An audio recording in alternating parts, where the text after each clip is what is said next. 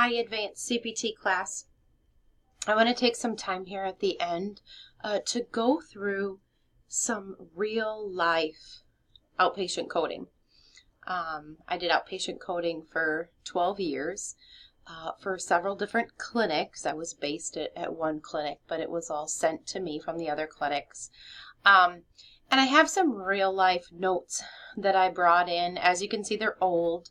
What I've got up right now on the screen, I have written as case number 3. It's been de-identified here for us. I want to read it through. It says, this is an 84-year-old gentleman who's here for a 6-month follow-up. He has a history of AFib, congestive failure, coronary artery disease, hypertension, type 2 diabetes. He's been doing well since his general exam in December, exercising regularly. On 2 occasions, he's taken nitro. In talking with him about those, it's not clear that they were suggestive of angina, but I do not have any objection to him using this at his discretion.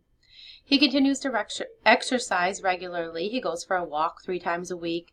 It doesn't produce any chest pain, no orthopnea, no PND. He's had little trouble with orthostatic lightheadedness over the years, but it hasn't been a big concern of late. His blood sugars, fasting at least, have averaged 100. Postprandial during the day is between 120 and 140. Here's his blood pressure, his weight, his pulse. His lungs are clear. He has a soft AS and soft MI murmur, no pedal edema. Impression and plan. He has about a 12 millimeter partially avulsed papular lesion on his left temple that, as I recall, although I did not dictate this, used to look like a seborrheic keratoses. Now, it's difficult to say because it's so inflamed and partially necrotic. I've recommended removal, and he agreed. We've prepped this area with serostalene, anesthetize it with lidocaine, use a 15 blade to shave off the lesion. That word shave always should stick out with you when we're removing things, because shaving in the dermatology chapter has its own section. We cauterized, vigorously curetted, then vigorously cauterized the base of the lesion. Tissue was submitted to pathology. Wound care and precautions were discussed. I'll be in touch with this path report in the interim. He'll continue his current therapy. I'll obtain a hemoglobin A1C with his next INR. He will follow as well in both these regards, and we'll just see him in December for a general exam. Coding this if this came to my work list. This is a visit, right? This is a visit that kind of changed horses midstream. We're reading all about this guy, and then all of a sudden, oh, but he has a lesion, and now we're going to, take it off. And there was really no follow-up with anything else going on there. What we want to bill out for today, remember, this is outpatient coding. We're just coding exactly what we did today in the services that were provided. When I talk about coding, when I talk about entering information, I started an Excel spreadsheet here for us.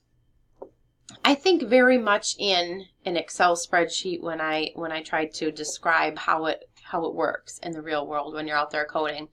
And when I need to enter my codes into the system, it's very much like an Excel spreadsheet. And what I mean by that is that line 2 here, okay, gives a service or procedure code, modifier that might be on it, the diagnosis or the reason why we performed it, up to 4, and so on and so forth. Everything about this service code is all in this one line. If we have another service or procedure code that was given that day, we start with a brand new line. So we go very line item, okay? This would go all on out. We could and say, well, what were the total charges? What did the insurance approve? What did the insurance pay? Is there a write-off? Is there a patient payment? And then at the very end, it should be a 0 balance, right? For every single line. So for case 3, I started it here. We want to bill out an office visit, okay? We want to bill out an office visit and then also a removal of this lesion, the seborrheic keratoses. So we have 2 different things that are going on today. If I'm auditing, I would pull out an E&M audit form, okay, and start checking off boxes and going through this. What I guess I always say to my students is, looking at this note at your screen right now, is there enough here, substantial note, that can support an office visit and a lesion removal? Or is it all just about lesion removal? I say no, it was all about diabetes and checking up on this guy until all of a sudden the removal came into play. I feel like in this instance, I would bill out an office visit and the removal, two different things. If there's a gray area and I'm kind of on the fence trying to decide, sometimes I'll go back to the schedule and say, well, what was the patient scheduled for? Were they scheduled for a lesion removal? So it was already decided, we're coming in today, we're removing the lesion. That's all I would bill out, is that lesion removal and not an office visit. But in the office visit today, in the middle of that office visit, was it decided to remove a lesion? Yes, I think that's what happened with case 3. Then I would bill out an office visit and then a removal. Okay? So looking at just using an educated, coding guess here. I know, okay, that he was just here 6 months ago. So this is an established patient. So those codes for E&M, we're looking at a 99211, 212, 213, 214, and 215, right? If you go to evaluation and management in your CPT books, established patient, here's my codes. 99211, you should have written in your book, that's a nurse only. We don't want that, throw it out. So now eligible kind of is 99212, 213, 214, and 215. This is definitely not a 215. A 99215 is a code I'm kind of scared of. We don't code it very often. In fact, in our clinic, if anybody was too critically ill or sick or injured, we just send them straight to the ER. So a 215 is kind of hard to bill out. So I definitely want to throw that one out too. I'm thinking 212 to 213, a 99212 to a 99213 here. I'd be on the fence about that. Right away, it looks like we have a good history. Right away, I go to the physical exam and I think, okay, we got constitutional, right? Lungs, cardiac, because he listened and talked about the murmurs. And then the pedal edema is lymph. Okay, so we have 4, okay, for my physical examination. Not crazy good, not crazy terrible. Doesn't look like much here. He could have expanded on it, but I would probably bill out a 99213. Okay, so I'm going to go here and report a 99213. What else do we have that day? The removal of that lesion. Okay, now it said it was a seborrheic keratosis. It also said, he said, although I did not dictate this, you see that spot there, as I recall, although I did not dictate this, it looked like a seborrheic keratosis. So what he's saying is I looked back in the chart to see if I described this before and kind of named it. It doesn't look like I did anywhere, but I remember personally what it looked like, and that's what I think it was a seborrheic keratosis. So if I go into, I'm going to remove a lesion, right, or lesion excision, but it's by shaving, okay? So in your CPT code, just so I can keep for the save of getting this all in 15 minutes, okay, we're looking at codes, let's see, 11310. It's a shaving, again, of an epidermal or dermal lesion, single lesion, of the face, ears, eyes, nose, lips, mucous membrane. This was on the left temple, okay, so that'd be on the face. And then the lesion diameter, 0.5 centimeters or less, okay? So we want to report 11310, right? That was the code, yeah. Okay. Now, every time I do an office visit and then something separately identifiable, I've got to use a modifier on here. I'm doing 2 things in one day. So what I want you to do is turn in your CPT books to page 727. That's the beginning of Appendix A. Look at modifier 25. I want to add modifier 25 to the 99213 here. When you read it, it says something significant, separately identifiable, E&M service by the same physician on the same day of a procedure or other service. So when you do an E&M and then any other type of service, you put a modifier 25 on that E&M. Okay? And it makes sense when you go through and read it. And in your CPT books, please, under modifier 25, make sure you have the note that says E&M only. We would never put modifier 25 on a procedure code. It only goes on an E&M code. Okay?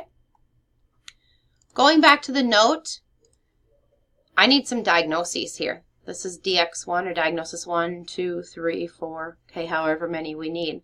What was the reason for this office visit, and what's the reason for this shaving or removal of that lesion?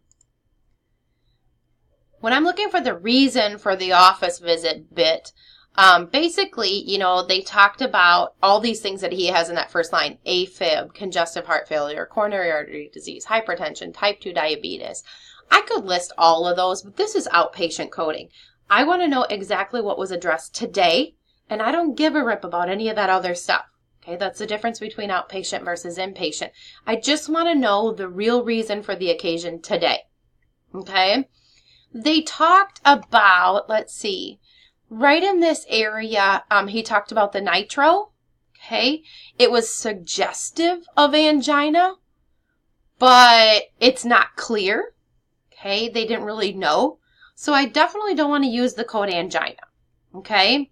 So that kind of, cancels itself out. There was no chest pain. There was no orthopnea. Lightheadedness, okay, but not of late. So, oh no, we can't code that either. Blood sugars, okay, they're really monitoring those. I would want to put the diabetes. Okay? I could use the diabetes code for his reason, okay, his diagnosis as an I-10. So when I go to 3M,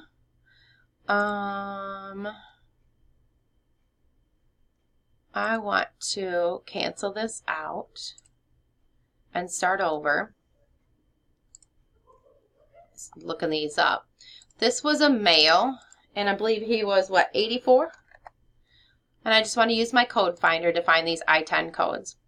What I want to find first is his diabetes. Diabetes mellitus. If I hover over that, you can see where it says type 1 and 2 on that drop down. So that's what I want.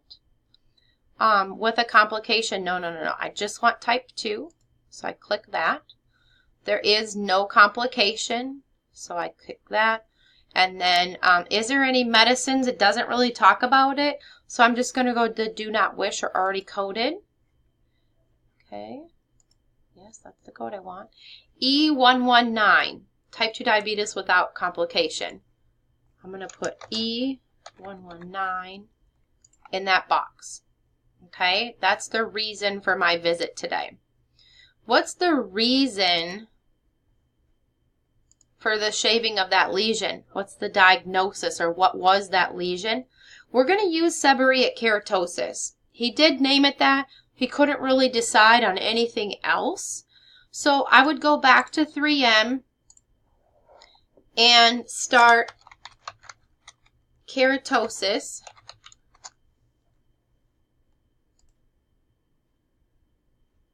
Seborrheic. And it was inflamed. The note said it was inflamed. See, I underlined that to help me. So I want to say inflamed.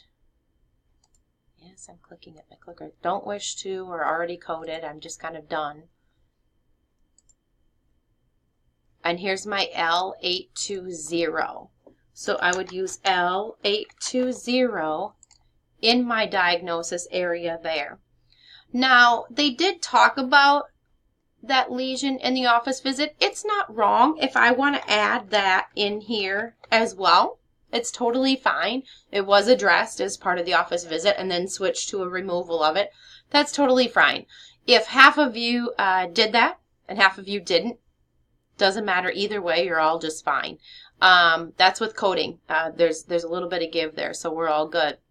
And this is what we would report today. Both of those service codes, you've got to make sure we're really connecting. Every single CPT procedure code that we bill out has an ICD-10-CM code with it. It proves medical necessity, correct? Why did we do this? This is why. Why did we do this? This is why. Make sure you really connect that in your mind. And I might do another one of these videos as well because I'm getting cut off. So I hope that this helps you.